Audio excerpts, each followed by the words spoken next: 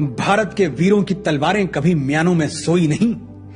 अकबर क्या, किसी भी मुगल की हुकूमत पूरे भारतवर्ष पर कभी रही ही नहीं।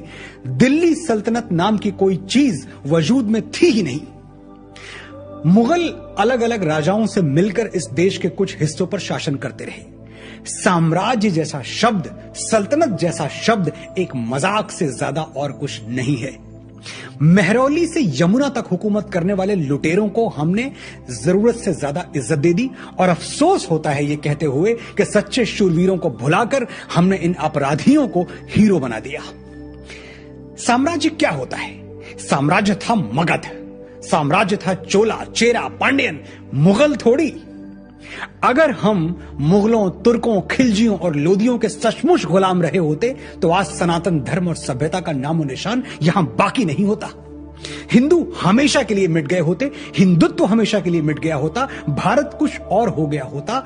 जैसे पर्शिया गुलाम हुआ तो ईरान हो गया, मेसोपोटामिया गुलाम हुआ तो इराक हो गया। इजिप्ट की हालत हमारे सामने है।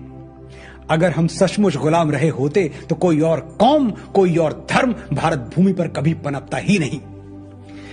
भारतवर्ष के वीरों ने कभी अपने हाथों में चूड़ियां नहीं पहनी थी, और बड़े ही प्रायोजित तरीके से हमारे अंदर ये इंफीरियरिटी कॉम्प्लेक्स भरने की कोशिश की गई कि हम पद्दलित और कमजोर थे।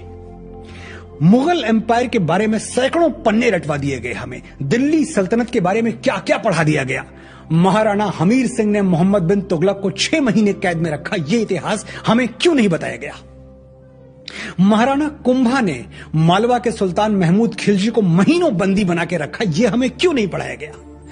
महाराणा सांगा ने दिल्ली के सुल्तान इब्राहिम लोदी को खटोली के युद्ध में बुरी तरह पराजित किया, यह चैप्टर टेक्स्ट बुक्स में कहां है।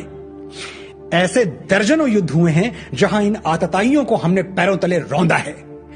7वीं सदी में बप्पा रावल ने मोहम्मद बिन कासिम को ईरान तक दौड़ा दौड़ा कर मारा था, यह हमें क्यों नहीं पढ़ाया जाता।